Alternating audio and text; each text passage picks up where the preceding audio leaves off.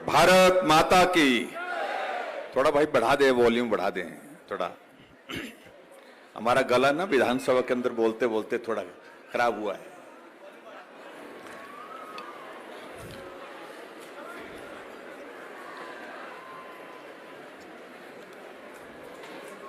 आज के इस बहुत ही विशेष कार्यक्रम में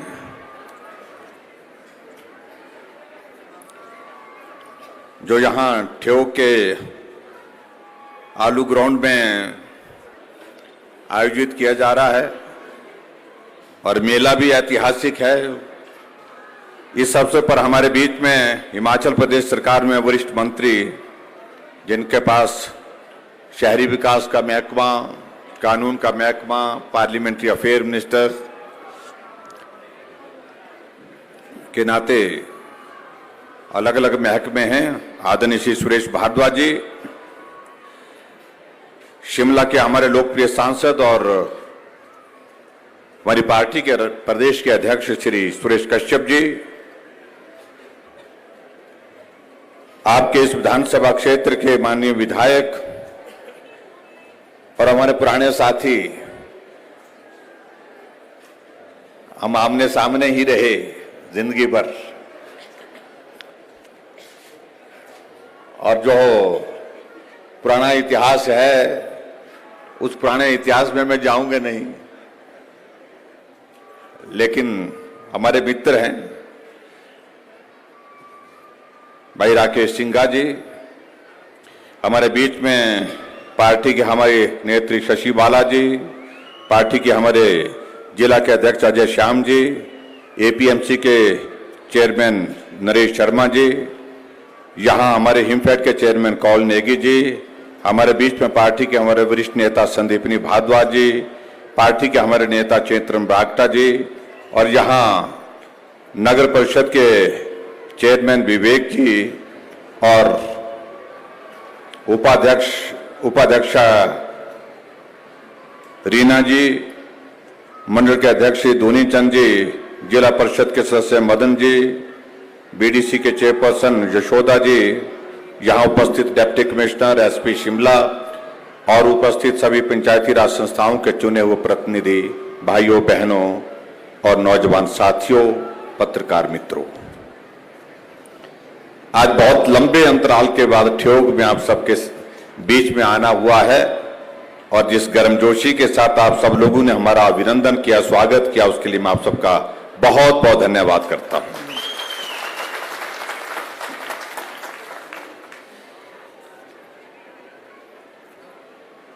पिछले कल हम आजादी का महोत्सव मना रहे थे। 15 अगस्त को हमारा भारत आजाद हुआ था और आजाद भारत के नाते आज पूरे देश को स्वतंत्रता के 75 वर्ष पूरे होने पर आज हम पूरे देश भर में अमृत महोत्सव के रूप में भी इसको मना रहे हैं। और मुझे इस बात की प्रसन्नता है कि आदरणीय प्रधानमंत्री नरेंद्र भाई मोदी जी ने जिस प्रकार से इस कार्यक्रम का आयोजन किया, इस बार 75 वर्ष आजादी के हम कहां से चले थे और कहां पहुंचे, उस यात्रा का जिक्र किया और हमारी नई पीढ़ी के सामने देश जब आजाद नहीं था उस वक्त हम कैसे संकट के दौर में से गुजर रहे थे, संघर्ष के दौर में से गुजरते हुए आगे बढ़े, उन तमाम बातों का भी जिक्र किया। और इसलिए विशेष कार्यक्रम के माध्यम से पूरे देश के नौजवानों के बीच में देशभक्ति का वो भाव पुनः जागृत हो, देश के लोग उस स्वतंत्रता के उस इतिहास को करीबी से समझ सके, स्मरण कर सके, उस दृष्टि से हर घर तिरंगा, घर घर तिरंगा एक अभियान के रूप में पूरे देश भर में चलाया। और मुझे इस बात की खुशी है कि पूरे देश भर की जनता ने उस अभियान को सरांखों पर लिया और हर घर तिरंगे झंडे के साथ पूरे देश भर में 15 अगस्त स्वतंत्रता दिवस का ये महोत्सव मनाया। मैं पिछले कल यहां शिमला से जब सिरमौर जा रहा था। मेरी हमेशा इस बात को लेकर के नजर रही, जो प्रधानमंत्री जी ने कहा है, क्या लोगों ने उसको सुना है, माना है? मैं नजर मारता गया सोलन से होते हुए, रास्ते से जो छोटी दुकान, चाय की दुकान, ढाबा है, चाहे सरकारी भवन है, चाहे वो निजी भवन है, सब के सब घरों में तिरंगा झंडा लगा हुआ था। आनंद हुआ इस बात को देख करके कि हमारा देश का हर नागरिक इस बात को लेकर के प्रसन्न है कि आदरणीय प्रधानमंत्री जी ने अगर अभियान लिया हर घर तिरंगा, घर घर तिरंगा, तो उसमें हम सबको भी सहभागी बनना चाहिए, साथी बनना चाहिए। इस भाव के साथ पूरे देश भर में इस कार्यक्रम का आयोजन हुआ। भाई और बहनों, में आज इस ऐतिहासिक यहां ठेव के आपके इस मैदान में यहां पर आपके बीच में आया हूं। इससे पहले हम हमारे देश के यशस्वी प्रधानमंत्री रहे श्रद्धेय श्री अटल बिहारी वाजपेयी जी को श्रद्धांजलि देकर के, क्योंकि उनकी आज पुण्यतिथि थी और उनकी पुण्यतिथि पर हम उनको स्मरण करते हैं। एक ऐसा नेतृत्व भारत के लिए रहा अटल जी के रूप में जिसको कभी भूल नहीं सकते। ऐसा नेतृत्व जिनको सुनने के लिए पूरा देश का कोना कोना जहां भी जाते थे, अटल जी क्या बोलने वाले हैं, अटल जी क्या कहने वाले हैं, इस बात के लिए दूर दूर से पैदल चल करके भी सभाओं का हिस्सा बनते थे। जब लोकसभा में बोलते थे, जब हंगामा होता था, विपक्ष शोर डालता था, लेकिन जब अटल जी खड़े होकर के बोलने के लिए शुरू होते थे तो विपक्ष भी उनका सम्मान रखते हुए उनकी बात को कभी अनसुना नहीं करता था, उनकी बात को सुना जाता था, पूरे हाउस को जो है वो शांत कर देते थे। ऐसा नेतृत्व जिनके हिमाचल के साथ एक बहुत नजदीकी का संबंध रहा, रिश्ता रहा। ये हिमाचल मेरा अपना है, ये हिमाचल मेरा अपना घर है। सत्ता में रहे तब भी, सत्ता में नहीं रहे तब भी, सारी व्यस्तताओं को छोड़ करके मनाली पहुंचते थे, प्रीनी के गांव में बैठ करके लोगों से मिलते थे, कविताएं लिखते थे, कविताएं सुनाते थे। ऐसा संबंध भारत के पूर्व प्रधानमंत्री का हिमाचल प्रदेश के साथ रहा है और हिमाचल में उनको बहुत प्यार करता था। इसलिए आज अगर हमारे बीच में होते तो क्या आनंद होता। उनकी कमी हम हमेशा महसूस कर रहे हैं। और वहीं में आज ठेव के आज के इस कार्यक्रम में जो हमारे ठेव राष्ट्र जो सबसे पहले राजाओं की सत्ता से आजाद हुई, आजाद भारत में जनता की चुनी हुई पहली स्वतंत्र सरकार 16 अगस्त 1947 को यहां पर बनी थी, इसी मैदान में बनी थी, ऐसा मुझे बताया गया। यह भी इतिहास का एक बहुत बड़ा महत्वपूर्ण हिस्सा है। 15 और 16 अगस्त को शिमला के ठेऊक से प्रजामंडल आंदोलन की शुरुआत हुई थी और इसके बाद भारत में लोकतंत्र की स्थापना हुई। और इसलिए आज भी 16 अगस्त को स्वाधीनता दिवस के रूप में हम यहां पर मनाते हैं। और जहां तक इस ठेऊक की बात कहें तो ठेऊक की पहचान जो है घाटों के नाम से जानी जाती है, जो मुझे बताया गया। 5 घाट यहां बहुत प्रसिद्ध है, रही घाट, जनों घाट, प्रेम घाट, बगा घाट और दिवरी घाट। यह ऐतिहासिक स्थान है यहां के। और आज मुझे इस बात की भी प्रसन्नता है कि हमारा ये इलाका पर्यटन के साथ जुड़ करके लगातार आगे बढ़ता जा रहा है। बहुत सारे होम स्टे यहां पर खुल गए। पूरे देश भर से लोग, देश के बाहर से लोग हिमाचल प्रदेश में आते हैं, शिमला आते हैं तो ठेऊ में आकर के यहां पर घूमते हैं, यहां आनंद लेते हैं, प्रकृति का आनंद लेते हैं। और जब ठेऊ पहुंचना होता है, जिन लोगों ने कल्पना भी नहीं की होती है कि सेब कैसे लगता है, सेब पेड़ पर लगा हुआ कैसे दिखता है, सेब खाया तो सही उनने, लेकिन सेब पेड़ पर कैसा दिखता है, कैसा उसका जो है पेड़ होता है, कैसा उसका रंग वहां पर पेड़ में होता है, इस सारी चीज को शिमला में घूमते घूमते अगर कहीं वो पहुंचता है तो ठेऊ पहुंच करके इस बात को भी वो सेब को देख करके जो है आनंदित होकर के जाता है।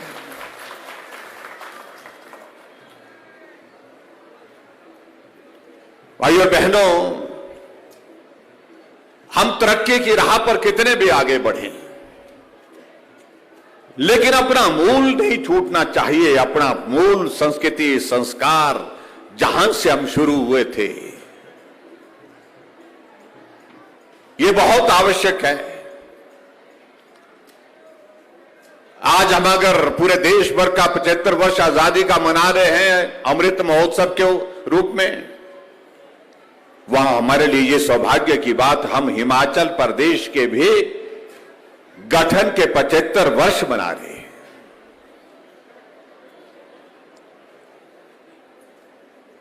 अभी इन दिनों में चुनाव का दौर बहुत नजदीक है, इसलिए वो हम सब आयोजन जो कार्यक्रम हम करने की सोच रहे थे वो कार्यक्रम करना संभव नहीं हो पा रहे, लेकिन हमारी इच्छा थी कि हम हिमाचल प्रदेश के उस इतिहास पर नजर डालें, हमारी पीढ़ी उस इतिहास को समझे, उस इतिहास को देखें कि 75 वर्ष पहले जब हिमाचल प्रदेश का 15 अप्रैल 1948 को गठन हुआ था, 4 जिलों के साथ हिमाचल प्रदेश का गठन हुआ था, और उसके बाद आज हम हिमाचल प्रदेश में इस यात्रा में कहां पहुंचे हैं। मैं सामने देख रहा था, हमारी यहां प्रदर्शनी भी लगी है, उस प्रदर्शनी का भाव एक है। उस प्रदर्शनी के माध्यम से मेरा आप सबसे भी निवेदन है कि छोटा से छोटी सी ये प्रदर्शनी लगी, आप जा करके देखें। 1948 में जब हमारा हिमाचल प्रदेश का गठन हुआ था, राज्य का दर्जा मिलने के साथ साथ में हिमाचल आगे बढ़ना शुरू हुआ था, उस वक्त हम कहां थे, हम सड़कों के मामले में कहां थे, हम शिक्षा के मामले में कहां थे, हम स्वास्थ्य के संस्थानों के मामले में कहां थे, हम लिटरेसी के मामले में कहां थे, हम इसमें उद्योग के क्षेत्र में कहां थे, और हम बागवानी के क्षेत्र में, कृषि के क्षेत्र में कहां थे। एक झलक आपको देखने को मिलेगी। अभी यहां पर हमारे बीच में जो डॉक्यूमेंट्री आपके सामने प्रस्तुत की जा रही थी, उस डॉक्यूमेंट्री के लिए 15-16 मिनट का समय लगना था, बीच में किसी कारण से उसको रोकना पड़ा, क्योंकि समय की कमी, हम देर हो गए यहां पहुंचते पहुंचते। और इसलिए मैं क्षमा चाहूंगा कि हमारे वरिष्ठ मंत्री आदरणीय सुरेश भारद्वाज जी अपनी बात नहीं कह पाए, क्योंकि मुझे इसके बाद एक कार्यक्रम में जाना है, उसके बाद दिल्ली पहुंचना है, इसलिए हम क्षमा चाहेंगे उनसे भी। लेकिन हिमाचल प्रदेश के इतिहास को हमको समझना चाहिए, और विशेष तौर से मेरी नौजवान पीढ़ी से इस बात के लिए जरूर आग्रह है कि हमने आजाद भारत में जन्म लिया है। हम लोगों ने इतिहास के रूप में पढ़ा होगा, चाहे वो हिमाचल का इतिहास है, चाहे वो देश का इतिहास है, चाहे वो आजादी का इतिहास, चाहे वो हिमाचल प्रदेश का गठन का इतिहास है, लेकिन हमने देखा नहीं। अगर हम उसको देख नहीं पाए हैं तो मैं समझता हूं ये अवसर है आज हमको उसको देखने के लिए, जो प्रदर्शनी लगाई है उसकी एक झलक देखनी चाहिए। हम हिमाचल प्रदेश में, जब हिमाचल प्रदेश का गठन हुआ,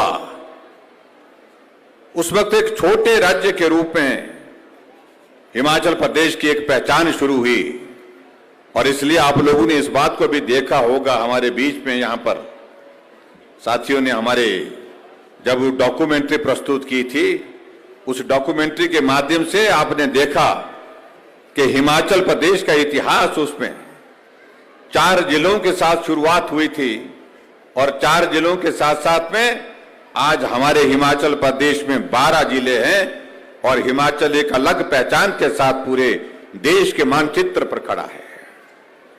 जब हिमाचल बना था उस वक्त हिमाचल प्रदेश की सड़कों की लंबाई 228 किलोमीटर थी और आज हिमाचल प्रदेश की सड़कों की लंबाई 39,500 किलोमीटर है। और आज के इस अवसर पर मैं विशेष तौर से मैं जिक्र करना चाहूंगा, अगर ये सड़कों की लंबाई अगर हम 40,000 किलोमीटर के करीब पहुंचाने में अगर सफल हुए हैं, इसमें सबसे ज्यादा श्रेय किसी को जाता है जिनकी आज पुण्यतिथि है, देश के पूर्व में प्रधानमंत्री रहे अटल बिहारी वाजपेयी को जाता है। वो इसलिए जाता है कि जब वो प्रधानमंत्री बने उन्होंने इस बात को महसूस किया कि ग्रामीण क्षेत्रों में सड़क बनाना कठिन है, पहाड़ी इलाकों में सड़क बनाना बहुत मुश्किल है, समय भी ज्यादा लगता है, पैसा भी ज्यादा लगता है और ऐसे लिए इसके लिए केंद्र से मदद करनी चाहिए। प्रदेश अपने संसाधनों के माध्यम से सड़कों का निर्माण बहुत तेजी से नहीं कर सकता है, इसलिए उन्होंने घोषणा की प्रधानमंत्री बनने के बाद कि मैं 60,000 करोड़ रुपए की लागत से प्रधानमंत्री ग्राम सड़क योजना की शुरुआत पूरे देश में करने जा रहा हूं। और आज मुझे इस बात की खुशी है, अगर 39,500 किलोमीटर हिमाचल प्रदेश में सड़कों का निर्माण हुआ है तो उसमें से लगभग 20,000 किलोमीटर से ज्यादा प्रधानमंत्री ग्राम सड़क योजना के माध्यम से वो सड़कें बनी हैं। इसलिए उनके एहसान को हम कभी भूल नहीं सकते। मेरे गांव के लोगों की पीठ का बोझ नहीं उतरा, ये भाव थे जब उन्होंने इस योजना को शुरू किया। शहरों में सड़कें बन गई, बड़ी बड़ी गाड़ियां फराटे से दौड़ रही हैं, लेकिन मेरा पहाड़ में रहने वाला आदमी अभी भी जाकर के पैदल जाता है, पैदल आता है, पीठ का बोझ उसका नहीं उतरा। इस भाव के साथ उन्होंने इस योजना की शुरुआत की थी और हमारे लिए सौभाग्य है कि हिमाचल जैसे पहाड़ी प्रदेश के लिए ये योजना वरदान साबित हुई है। और जहां अटल जी को हम श्रद्धांजलि देते हैं आज के इस अवसर पर, वही हम इस बात को लेकर के उनके इस योग को, इस एहसान को हम पहाड़ के लोग जिंदगी भर चुकता नहीं कर सकते, क्योंकि हमारी पीठ का बोझ उतारने में अगर सबसे ज्यादा काम किसी ने किया है तो अटल बिहारी वाजपेयी जी ने किया है। ये मैं आपके बीच में कहना चाहता हूं।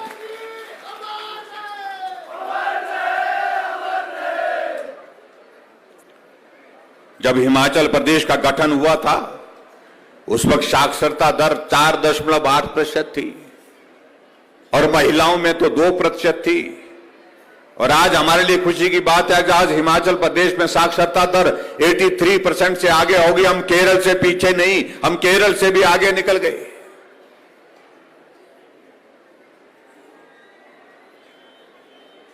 मैं इन बातों का इसलिए मैं जिक्र कर रहा हूं कि हम आज के दौर में जीवन को देख रहे हैं, लेकिन जीवन के सही इतिहास को समझना हिमाचल प्रदेश के लोगों का जिसमें योगदान रहा है, मुझे लगता है कि आज के अवसर पर हमको स्मरण करना चाहिए। अभी आपने जो डॉक्यूमेंट्री देखी, हिमाचल प्रदेश में अलग अलग समय में अलग अलग नेतृत्व रहा, उन सभी नेतृत्व का इसमें जिक्र है। कोई ऐसा ना कहे कि वो नेता छोड़ दिया, वो नेता छोड़ दिया। जो इस प्रदेश का मुख्यमंत्री रहा है, उनका स्वाभाविक रूप से उनका योगदान है। चाहे डॉक्टर वाईएस परमार जिन्होंने हिमाचल का निर्माण किया, हिमाचल निर्माता के रूप में किसी भी पार्टी से थे, वो महत्व का विषय नहीं है। महत्व का विषय है उनका योगदान हिमाचल प्रदेश के निर्माण में। पूर्व में मुख्यमंत्री श्री शांता कुमार जी रहे, उनका योगदान है। पूर्व में मुख्यमंत्री ठाकुर रामलाल जी रहे, उनका भी योगदान रहा है। पूर्व में मुख्यमंत्री श्री वीरभद्र सिंह जी लंबे समय तक रहे, उनका भी योगदान है। प्रोफेसर प्रेम कुमार धूमल जी रहे, उनका भी योगदान है। लेकिन इसके साथ साथ में हमारा यह मानना है कि सबसे बड़ा अगर योगदान अगर हिमाचल को आगे बढ़ाने में है तो हिमाचल प्रदेश के उन मेहनतकश लोगों का है, जिन्होंने संघर्ष करते हुए हिमाचल की प्रगति में चट्टान की तरह खड़े होकर के साथ दिया, सहयोग दिया, उनको यह श्रेय जाता है। एक मजदूर का एक बहुत बड़ा योगदान है, एक डॉक्टर का, इंजीनियर का, एक अध्यापक का, एक बागबान का, एक किसान का, हर हिमाचल के नागरिक का इसमें योगदान रहा है। इसलिए हमने कहा कि अगर 75 वर्षों के इस योगदान में अगर हम किसी को इस योगदान देने का श्रेय की अगर हम बात कहें, हम किसी एक के आदमी को, एक नेता को या किसी नेता विशेष को नहीं दे सकते हैं। अगर ये योगदान अगर रहा है हिमाचल प्रदेश की इस यात्रा का, जिसमें सबसे बड़ा योगदान रहा है, इसको हम डेडिकेट करते हैं हिमाचल के सभी भाई और बहनों के लिए, जिनके मेहनत से हिमाचल प्रदेश आगे बढ़ करके यहां पर पहुंचा है। भाई और बहनों, आज हमारे लिए प्रसन्नता का विषय है कि हम एक मजबूत नेतृत्व के साथ इस भारत वर्ष में आगे बढ़ रहे हैं, जिसकी इस देश को बहुत पहले से आवश्यकता लगती थी। लंबे अंतराल के बाद भारत को एक मजबूत नेतृत्व आदरणीय नरेंद्र भाई मोदी जी के रूप में मिला है और स्वाभाविक रूप से ऐसा नेतृत्व हमारे लिए वो प्रधानमंत्री हैं, लेकिन दुनिया के सामने आज जिस प्रकार की छवि उनकी बन करके आई है, दुनिया उनको विश्व नेता के रूप में मानने के लिए आतुर है। विश्व नेता की छवि बनाने में वो सफल हुए हैं। इसके लिए भारत के सभी भाई बहनों का बड़ा योगदान रहा है, क्योंकि बहुत स्नेह किया, बहुत प्यार किया और आज भी उनको बहुत प्यार करते हैं प्रधानमंत्री जी को। मैं आज के इस अवसर पर यह जरूर कहना चाहूंगा कि आज भारत सुरक्षित है उन मजबूत हाथों में जिसकी वर्षों से भारत को तलाश थी। हम सब आगे बढ़ें, यह आवश्यकता है आज की, और ये हिमाचल प्रदेश आगे बढ़े, यह आवश्यकता है। हमको मजबूत नेतृत्व के साथ चलने की हमारी आवश्यकता है। और जिस तरह से यहां पर सिंघा जी भी कह रहे थे, डबल इंजन के सरकार का जिक्र कर रहे थे, यह डबल इंजन की सरकार का अभिप्राय क्या है कि दिल्ली में नरेंद्र भाई मोदी और हिमाचल में भी भारतीय जनता पार्टी की सरकार है। दोनों सरकारें मिलकर के हिमाचल प्रदेश का विकास करने में सफल हो सकती हैं। ये सब लोग जानते हैं और सिंघा साहब भी जानते हैं, लेकिन जानकर भी मानते नहीं हैं।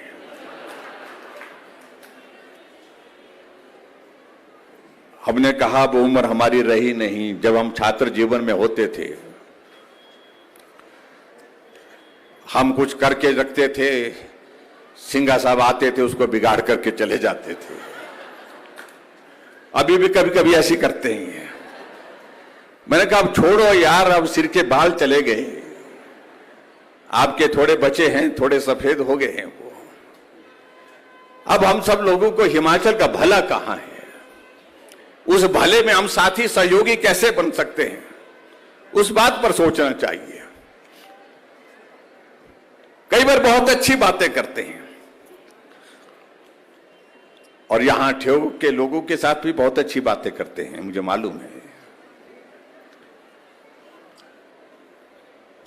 हमारे वैचारिक मतभेद हो सकते हैं, लेकिन सबके सामने, हमारे सामने एक लक्ष्य है कि हम हिमाचल को आगे कैसे पहुंचा सकते हैं, अपने अपने क्षेत्र का विकास करने में हम कैसे सफल हो सकते हैं, उस सारी चीज के लिए करना है।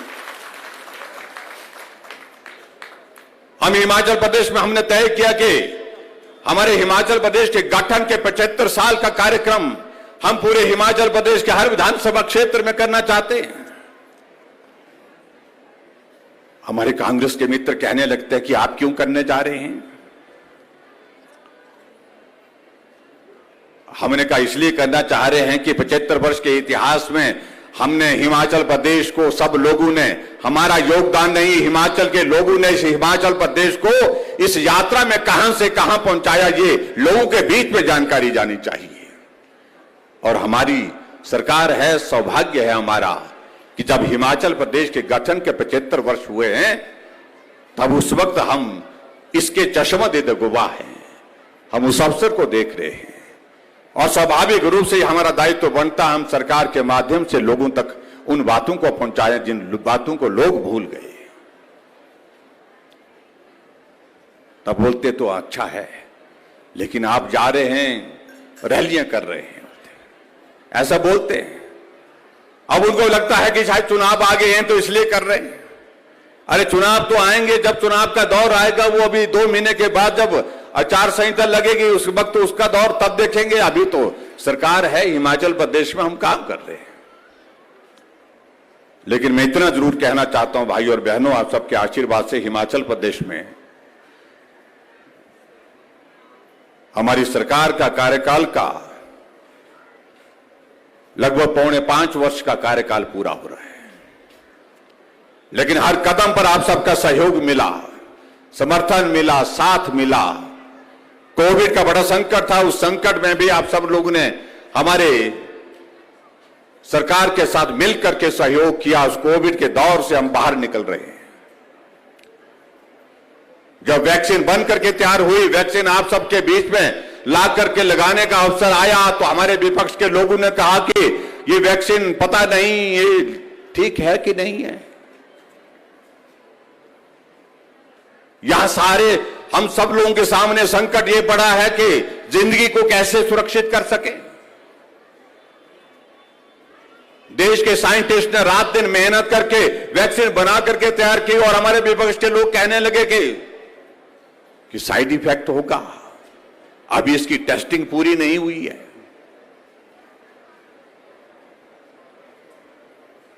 सिंघल साहब ने कहा कि नहीं कहा मुझे मालूम नहीं, लेकिन बहुत सारे लोगों ने बहुत प्रश्न खड़े किए।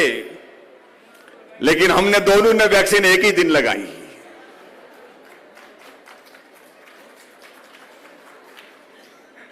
लोगों ने एक बात पर भरोसा की, जो नरेंद्र भाई मोदी जी ने कहा कि वैक्सीन बन करके तैयार है, देश के साइंटिस्ट ने मेहनत करके परिश्रम करके इस वैक्सीन को बनाया है, आप लगाने के लिए तैयारी करिए। हम बिना पैसे के आपको वैक्सीन देने के लिए तैयार हैं। बिना पैसे के वैक्सीन लगनी शुरू हुई और हमारे विपक्ष के लोग कहने लगे कि ये वैक्सीन लगेगी साइड इफेक्ट हो जाएगा, आने वाली जनरेशन टेढ़ी मेढ़ी होगी, आने वाली जनरेशन जो है वो पता नहीं दिमाग से कैसी होगी।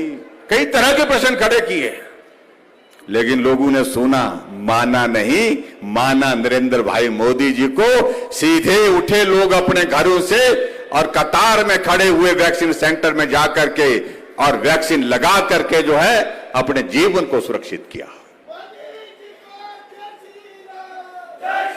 इतना बड़ा संकट देश के सामने, और उस संकट में भी राजनीति करने की कोशिश की कुछ लोगों ने, जिसकी कल्पना नहीं की जा सकती है। हमारे कांग्रेस के मित्र पूछने लगे जिनने वैक्सीन लगाई, वैक्सीन लगा दी? बोलते हाँ जी लगा दी।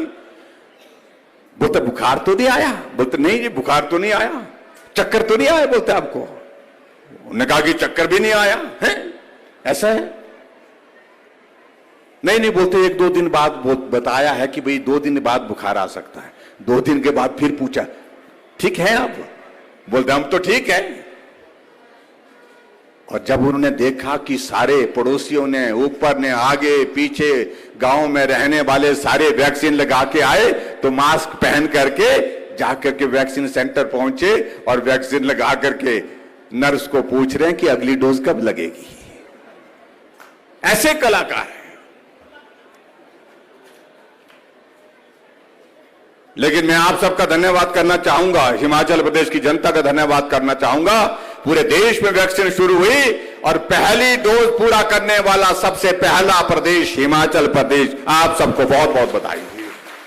और दूसरी डोज पूरा करने वाला सबसे पहले हिमाचल प्रदेश, आपको दूसरी बधाई। अब आपको प्रिकॉशनरी डोज लग रही है। प्रिकॉशनरी डोज का मतलब है बूस्टर डोज लग रही है। मेरा आपसे सबसे निवेदन है, लगी है तो ठीक है, नहीं लगी है तुरंत लगा लें ताकि हम अपने और अपने परिवार को सुरक्षित कर सकें।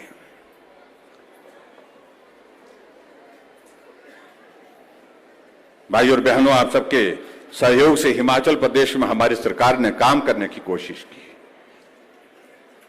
कुछ लोग बोलते हैं कि क्या किया जयराम ने, हमने कुछ नहीं किया। आज हम ठियोग में आए हैं, सिंह साहब जी हमको, सिंह साहब जी की आदत है अभी तक भी कहीं भी तंबू लगा देते हैं।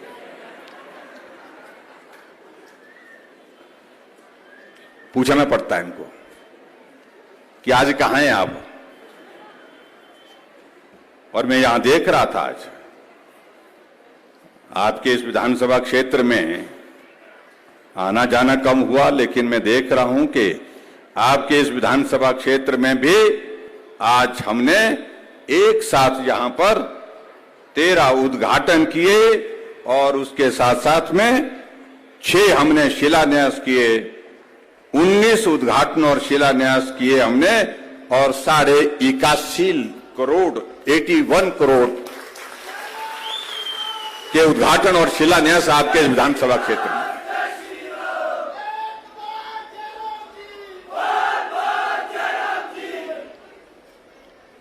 इसलिए कोई कह नहीं सकता है कि हिमाचल प्रदेश के किसी क्षेत्र को छोड़ दिया गया। कहीं नहीं छोड़ा, हर क्षेत्र में काम किया, हर क्षेत्र में विकास किया और पहले की तुलना में ज्यादा किया। आज ठियोग में सिविल हॉस्पिटल के फेज 1 का 15 करोड़ रुपए की लागत से उद्घाटन किया। ट्रेजरी कार्यालय का 1 करोड़ 26 लाख की लागत से उसका भी उद्घाटन किया।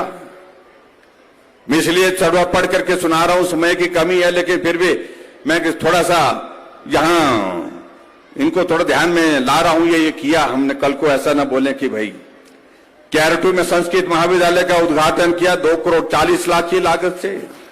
नंगल देवी नलेहा सड़क मार्ग को मेटलिंग और टायरिंग करने का हमने 3 करोड़ 36 लाख की लागत से उसका भी उद्घाटन किया।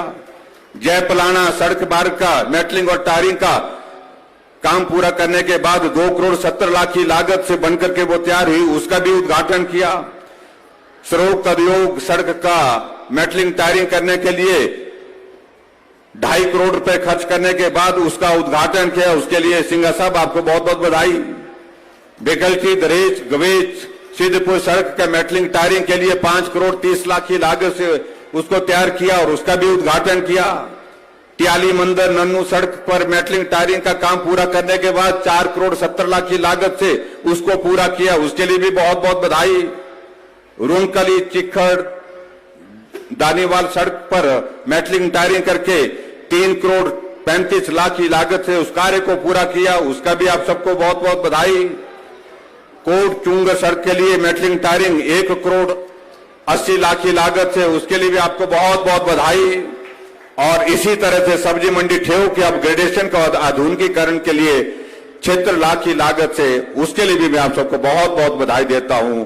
और जल शक्ति उपमंडल ठियोग में कार्यालय भवन का उद्घाटन किया 1 करोड़ 15 लाख की लागत से, उसके लिए भी मैं आप सबको बहुत बहुत बधाई देता हूं। ग्राम पंचायत मोहरी में उठाऊ पेयजल योजना का आज हमने उद्घाटन किया 60 लाख की लागत से, उसके लिए भी बहुत बहुत बधाई। और जिन कार्य की हमने शुरुआत की है, जिनका शिलान्यास किया, सिविल हॉस्पिटल फेज 2 का शिलान्यास हमने किया।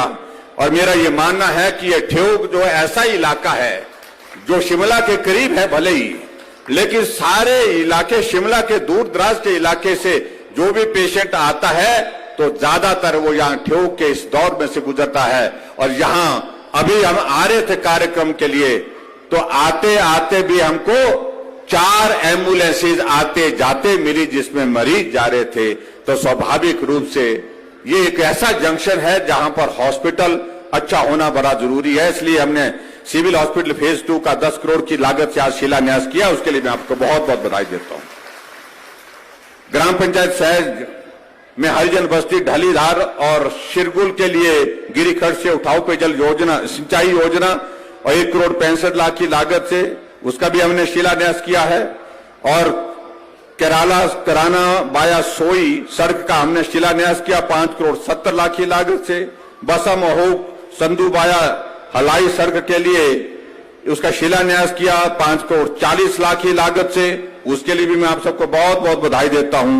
और ये ग्राम पंचायत गिरी नदी पर बनने वाले पुल का हमने 1 करोड़ 75 लाख की लागत से शिलान्यास किया, उसके लिए भी बहुत बहुत बधाई। और छैला कैंची से सैंड सड़क के उन्नयन कार्य के लिए, उसका अपग्रेडेशन के लिए उसका शिलान्यास किया 12.5 करोड़ की लागत से, उसके लिए भी मैं आप सबको बहुत बहुत बधाई देता हूं।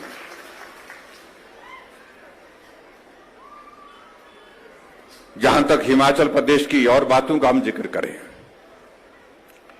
उसमें मैं इतना ही कहना चाह रहा हूं, हमारी सरकार गरीब लोगों की सरकार है। गरीब का मतलब हमने जो भी योजना बनाई उससे मदद किसी की है तो गरीब की है। हमारी कैबिनेट का पहला निर्णय बुजुर्गों के सम्मान के लिए, पहले हमने 70 साल से ऊपर सभी बुजुर्गों के लिए पेंशन का प्रावधान किया और अब के इस बजट में हमने 60 साल के ऊपर सभी बुजुर्गों के लिए पेंशन का प्रावधान किया, उसके लिए मैं बुजुर्गों को बहुत बहुत बधाई देता हूं। हमने हिमाचल प्रदेश में 400 करोड़ खर्च करते थे पूर्व सरकार वाले, और वो पेंशन कब देते थे? जब 80 साल उम्र होती थी उसके बाद पेंशन देते थे। वो बहुत टेक्निकल आदमी थे कि जब वो ऊपर चला जाए तो उस वक्त पेंशन का इंतजाम करने की बात कहनी चाहिए। 80 साल में तो आदमी बहुत सारे तो बेचारे चले जाते हैं, इसलिए बोलने में क्या जाता है। लेकिन हमारी सरकार ने 60 साल के ऊपर पेंशन का प्रावधान किया। वो 400 करोड़ खर्च करते थे और हम 1300 करोड़ रुपए खर्च कर रहे हैं हिमाचल प्रदेश में पेंशन पर। वो 4 लाख लोगों को पेंशन देते थे, हम 7 लाख लोगों को पेंशन हिमाचल प्रदेश में आज दे रहे हैं। गरीब आदमी का इलाज होना चाहिए, उसमें मदद कैसे हो सके सरकार ने पहले कभी सोचा नहीं। पूर्व में बहुत बड़े बड़े लोग रहे, बतौर मुख्यमंत्री ये आम सभा में कहा जाता है कि बड़े बड़े लोग रहे। बड़े बड़े लोगों का मैं जिक्र नहीं करना चाहता हूं, मेरा सभी के प्रति सम्मान है, लेकिन मालूम नहीं बड़े लोगों के दिमाग में यह ख्याल क्यों नहीं आया, जब कोई गरीब आदमी बीमार हो जाए वो अपनी जगह जमीन बेचने पर विवश हो जाए उस इलाज के खर्चे को पूरा करने के लिए। उसकी मदद होनी चाहिए, ये सोच में क्यों नहीं आया। बड़े बड़े इस काम को नहीं कर पाए, उनकी सोच का विषय बना नहीं। वो गरीब की दर्द, गरीब की चीख, गरीब की पुकार, उनकी पीड़ा का विषय नहीं बन पाई। लेकिन एक गरीब परिवार से आए जयराम ने इस बात को निश्चित रूप से सोचा कि गरीब की मदद होनी चाहिए, उसके लिए काम करना चाहिए। कई बार तो हमने ऐसे भी हालात देखे कि घर की हमारी बहनें, हमारी माताएं अपने जेवरात गिरवी रखने के लिए विवश हो जाती हैं, इस भाव के साथ कि मेरे परिवार के सदस्य का जीवन संकट में है, उसका जीवन मैं कैसे बचा लूं। कर्जा लेकर के, उधार लेकर के इलाज करते थे। हमने कहा यह नहीं होगा। सरकार आने के बाद हमने कहा गरीब आदमी का इलाज हमारी सरकार उठाएगी, खर्च हम करेंगे। हमने हिमाचल प्रदेश में शुरुआत की हिम केयर की। आज गरीब आदमी अगर बीमार होता है, जेब में अगर उसके पास पैसे नहीं भी हैं, तो जेब में वो हिम केयर का कार्ड लेकर के चलता है, आयुष्मान भारत का कार्ड लेकर के जाता है। उसे मालूम है कि इस कार्ड से मेरा इलाज हिमाचल प्रदेश में अस्पताल में बिना पैसे के होगा। ये अंतर है, इस बात को समझने की आवश्यकता है। इसलिए हमने कहा कि हमारी सरकार गरीब के करीब है। हमने आगे बढ़कर के ये काम किया। कोई आदमी अगर किसी बीमारी से ऐसी ग्रस्त हो गया, चल नहीं सकता, अपना काम नहीं कर सकता है, बिस्तर पर लाचार है, बेबस है, किसी को ब्रेन हेमरेज हो गया, किसी की किडनी फेल हो गई, किसी को पैरालिसिस हो गया, किसी को कैंसर हो गया, हमने कहा उस आदमी के लिए मदद करनी चाहिए। हिमाचल प्रदेश में 20,000 से ज्यादा लोग ऐसे हैं जो इस प्रकार की बीमारी से ग्रसित हैं। और हम उनके लिए एक योजना लाए, सहारा योजना। हम उस वक्त भी उनको सहारा दे रहे हैं जब वो जीवन और मरण के बीच में जिंदगी गुजार रहे हैं। हम 3,000 रुपए हर महीने उनके खाते में डाल करके उनकी मदद कर रहे हैं।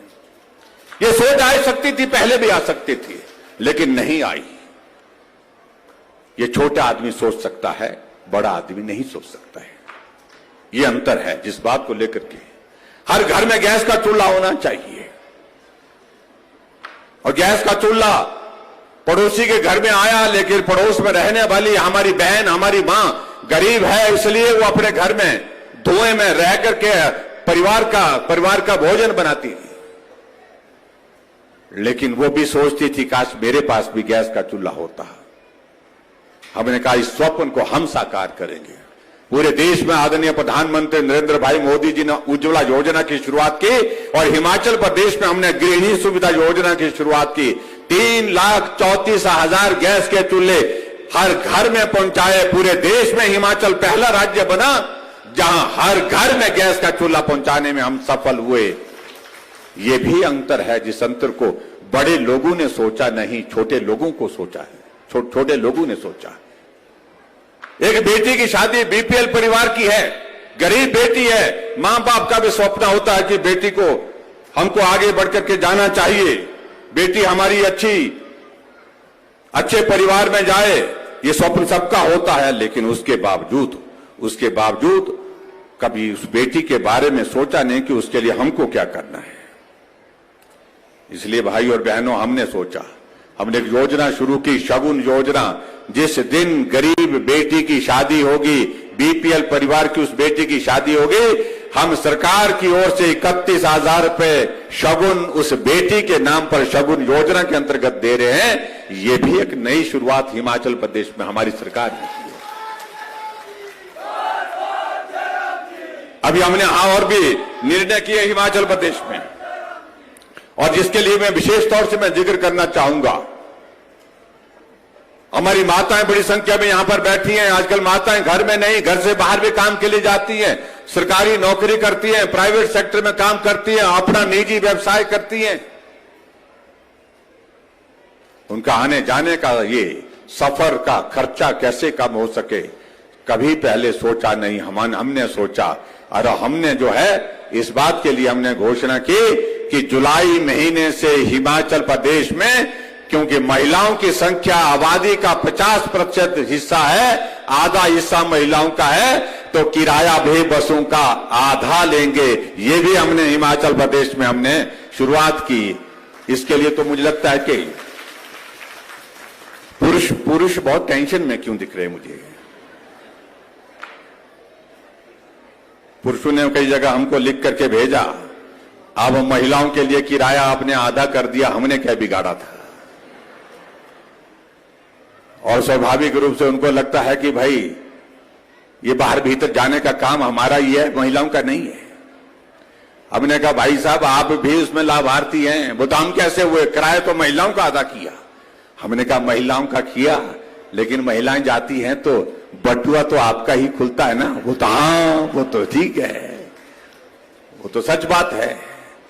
तो मैंने कहा आपको फायदा हुआ, वो तो हाँ, वो तो हुआ।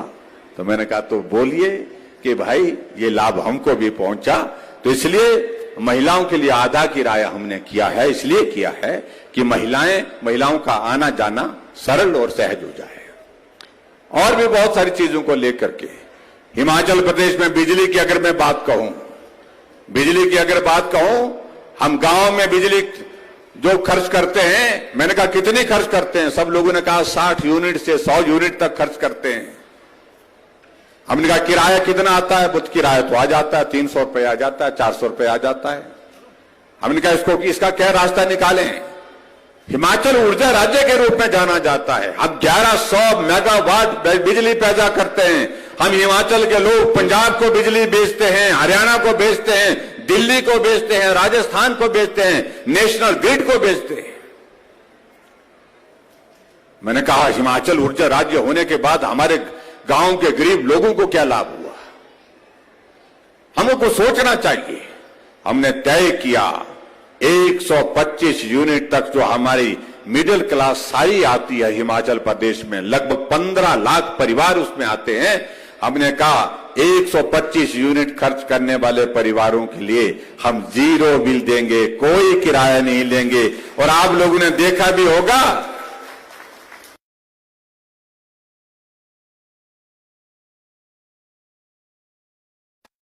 आ गया कितना आया, लेकिन उसमें मोहर लगी है नीचे कितना, 0 बिल आया है। लेकिन हमारे साथी कहते हैं कि ये ठीक नहीं है, आपने मुफ्तखोर बना दिया। पता नहीं सिंह साहब यहां पर बोलते हैं कि नहीं बोलते हैं, किराया माफ कर दिया। तो इस पर पता नहीं, आपका संबोधन सुना नहीं हमने,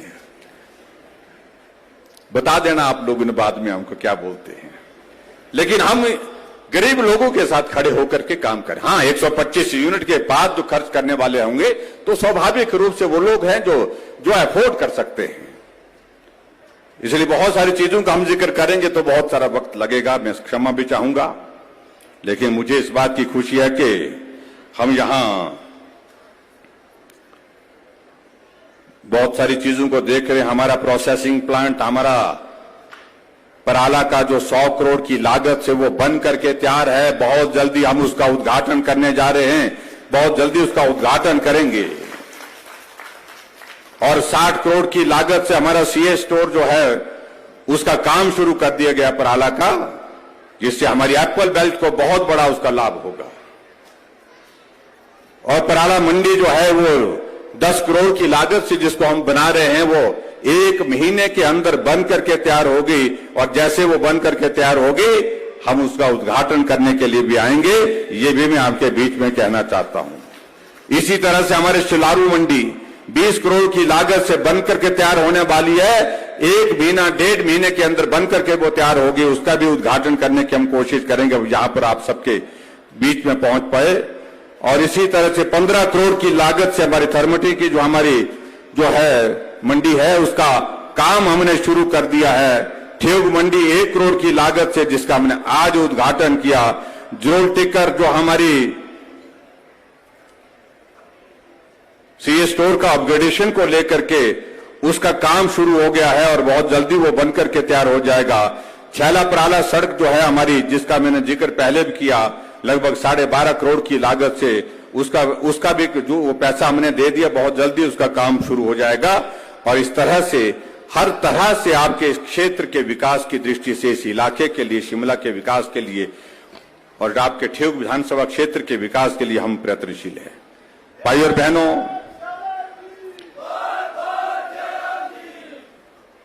इन दिनों में हमारा सेब का सीजन भी चला है और मैं उन लोगों में से हूं जिन्होंने सेब को पेड़ पे चढ़ करके तोड़ान किया है, पैकिंग की है। उस दौरान हमारे पास ज्यादा पेटियां जो है वो लकड़ी की होती थी, कील ठोकते थे उसको ठक ठक करके। मैं इनको दिखा भी रहा था उस पर। अब पैकिंग का मटेरियल और तरह का हो गया। पिछले दिनों हमारे कुछ बागवान हमारे नाराज भी हुए, कुछ महंगाई पैकेजिंग मटेरियल में हुई, लेकिन फिर भी उसके बावजूद एक ग्रामीण परिवेश का होने के कारण और गांव में रहने वाला और जो जिसने अपने आप जो है काम किया है, हमने सेब के तौलिया अपने हाथ से बनाई है, सेब की प्रूनिंग अपने हाथों से की है, सेब के लिए स्प्रे अपने हाथों से किया है, सेब की पैकिंग जो है अपने हाथों से की है और पीठ पर जो वो बॉक्स जो है सेब का, उसको सड़क तक भी पहुंचाने के लिए हमने अपनी पीठ पर उठा करके काम किया है। मुझे नहीं लगता है कि बाकी ने किया होगा। मेरे पास सेब कम होता है लेकिन उसके बावजूद हमने किया है। आपकी पीड़ा को हम समझ सकते हैं। और जैसे ही मुझे लगा कि जो हमारा जीएसटी में इंक्रीज होने के कारण 6% का उसमें बारदाने पर पैसा बढ़ गया, हमने कहा इसको कंपनसेट करना चाहिए, रास्ता निकालना चाहिए। हमने बुलाए बागवान साथी बुलाए और उसमें सिंघा साहब भी थे और लोग भी थे, हमारे ये नरेश जी भी थे, हम सुरेश भारद्वाज जी, हम सब लोग बैठे उसमें। हमने बातचीत की, हमने तुरंत प्रभाव से मदद करने का रास्ता निकाला जो 6% की इंक्रीज हुई है, उस इंक्रीज के लिए हमने कहा कि उसको हम कंपनसेट प्रदेश सरकार की ओर से करेंगे, चाहे 10 करोड़ लगे, 12 लगे, 15 लगे, लेकिन हम उसमें 6% की भरपाई हम करेंगे। और आज तक हिमाचल के इतिहास में बागबानों के लिए किसी ने इस प्रकार की बात नहीं की, हमने की। इसलिए की क्योंकि बागबान हमारे प्रदेश की इकोनॉमी को बहुत बड़ा संबल देते हैं, सहयोग देते हैं। आज 4,500 से 5,000 करोड़ रुपए की हमारी एप्पल की इकोनॉमी है और इसको और मजबूत करने की आवश्यकता है। रोजगार देते हैं हमारे बागबान, अपना आय का जरिया खड़ा करते हैं अपने बागबान, मेहनत करके, परिश्रम करके, और इसलिए उनके लिए मदद करनी चाहिए। और इसलिए हमने पिछले जितने भी हमारी, चाहे वो MIS की जो पेमेंट का ड्यूज थे, चाहे हमारे एंटी हेल नेट पर जो पैसा देना था, उन सारी को हमने कहा कि तुरंत चाहे जल्दी से जल्दी उसको क्लियर करिए, कि पिछला पैसा जो अगर बागबानों का पेंडिंग है तो उसको भी क्लियर करें। और MIS में जो हम इंक्रीज कर सकते थे वो भी हमने इंक्रीज किया। इसलिए भाई और बहनों, मैं इतना ही कहना चाहता हूं कि आपकी पीड़ा को हम समझते हैं। परिस्थितियों के इस दौर में हमने जो अपनी भावनाएं व्यक्त की हैं उनका सम्मान आप करें, और जो लोग राजनीति इसमें करने की कोशिश कर रहे हैं उनसे थोड़ा परहेज कर रहे हैं, कि उनको लग रहा है कि वे चुनाव आगे और चुनाव तक इस मुद्दे को जिंदा उठाना चाहिए, जिंदा रखना चाहिए। मुझे लगता है कि ये सब नहीं करना चाहिए। ठीक है, परिस्थिति ऐसी है, महंगाई है, और महंगाई पूरी दुनिया में बढ़ी है, ऐसा नहीं कि हिमाचल प्रदेश में बढ़ी है। और इसको जस्टिफाई नहीं कर रहा, लेकिन मदद करने की जहां गुंजाइश निकल आती थी उसको मदद करने की मैंने कोशिश की। ये मैं आपके बीच में कहना चाहता हूं भाई और बहनों। बाकी सारी चीजों को लेकर के हम किसी और दिन आएंगे आपके बीच में। 2-3 चीजों का यहां पर जिक्र हुआ है कि इन बातों का समाधान अगर हो सके तो अच्छा रहेगा। मैं आपके बीच में यही कहना चाहूंगा,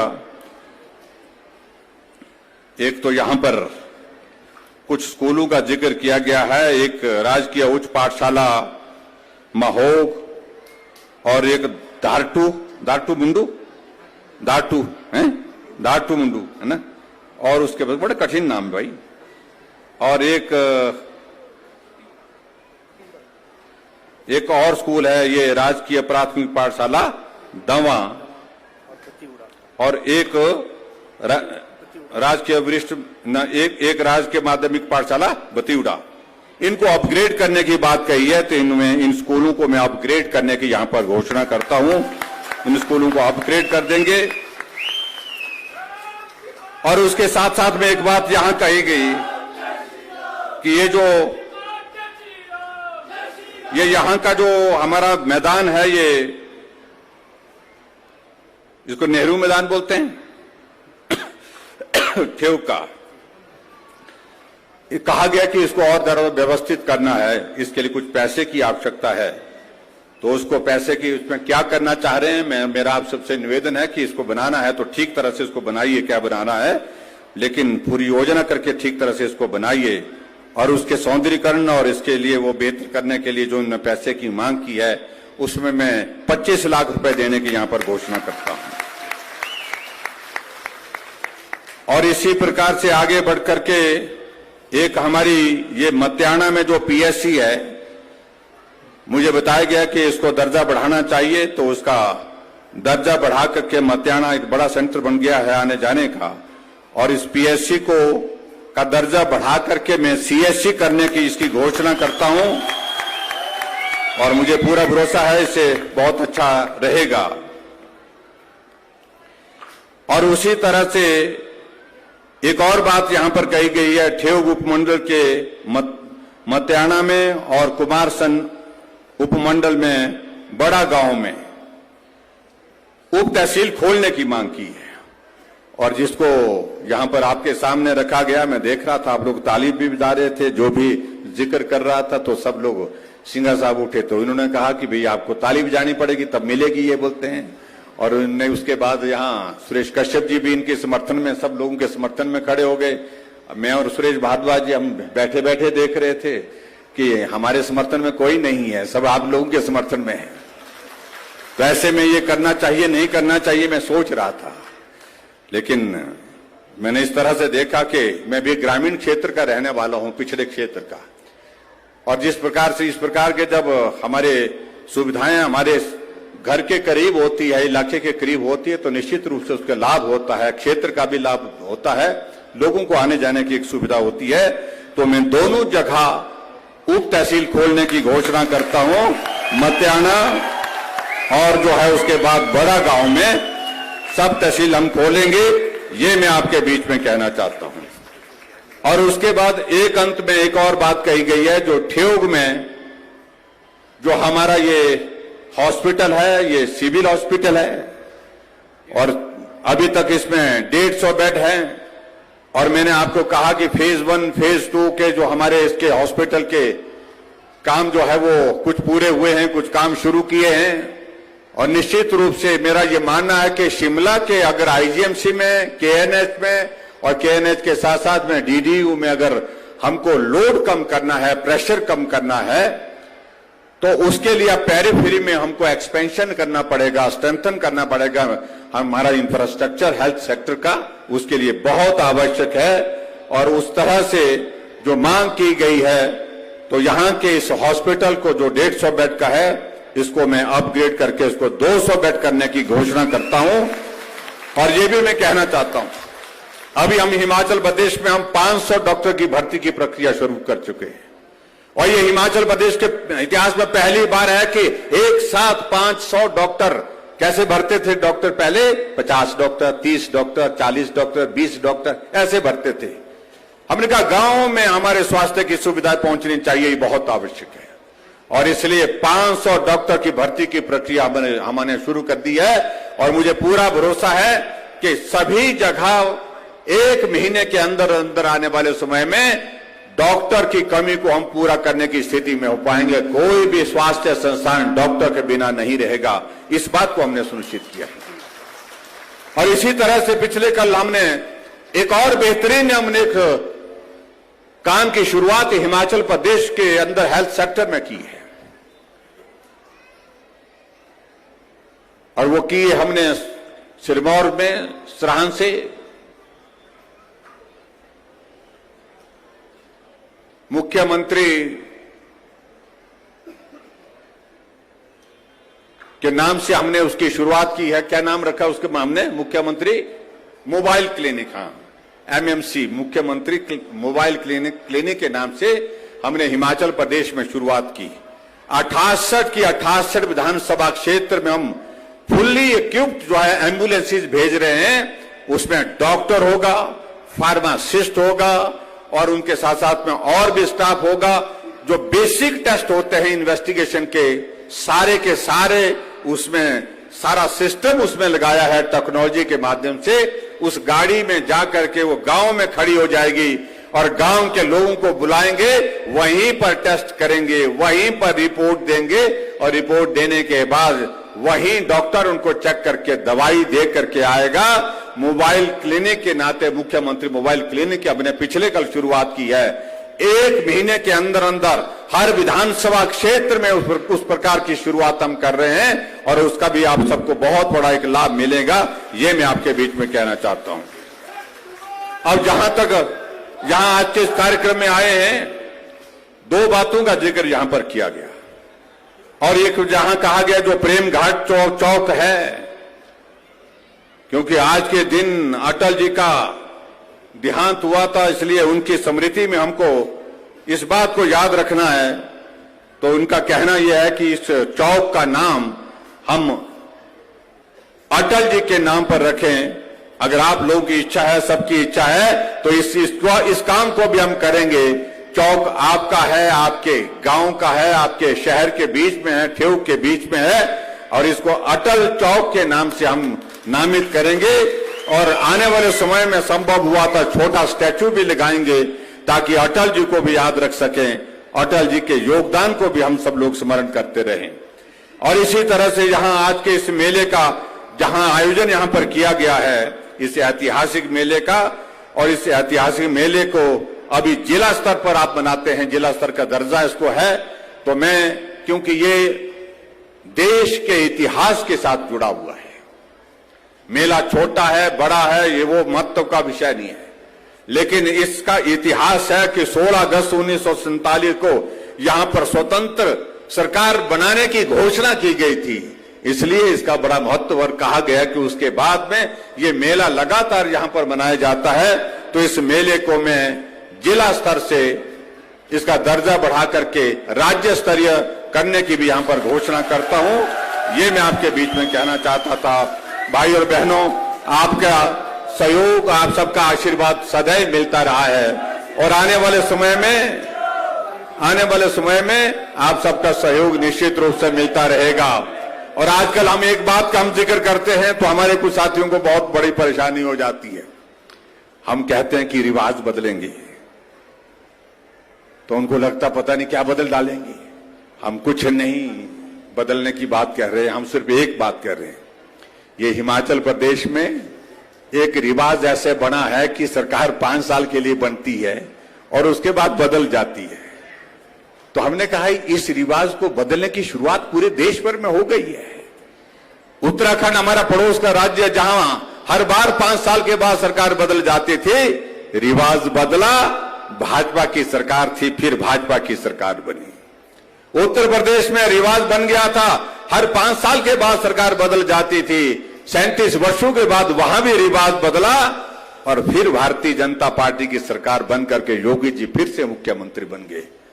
तो मैंने कहा वहां पर बदल गया रिवाज, हरियाणा में बदल गया रिवाज। 2014 से 2019 तक सरकार भाजपा की रही, 2019 में चुनाव हुआ, फिर भाजपा की सरकार बनी, रिवाज बदला। तो हिमाचल क्यों छोड़ेगा? अब की बार हम भी रिवाज बदलेंगे। और रिवाज क्या बदलेंगे?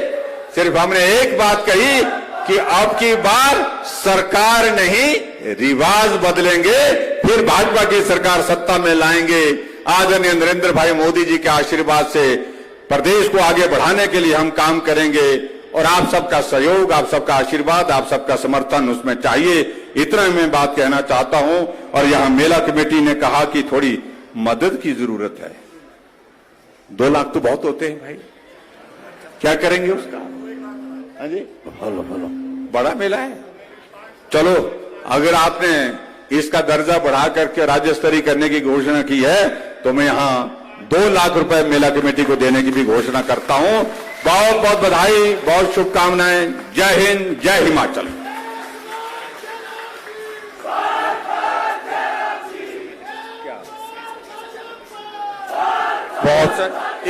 एक स्कूल छूट गया, ये राजकीय वरिष्ठ माध्यमिक पाठशाला क्यार में साइंस की क्लासेस शुरू करने की बात कही गई है, तो यहां साइंस की क्लासेस शुरू करेंगे। ये मैं आपके बीच में कहना चाहता हूं। बहुत बहुत धन्यवाद। बहुत बहुत धन्यवाद माननीय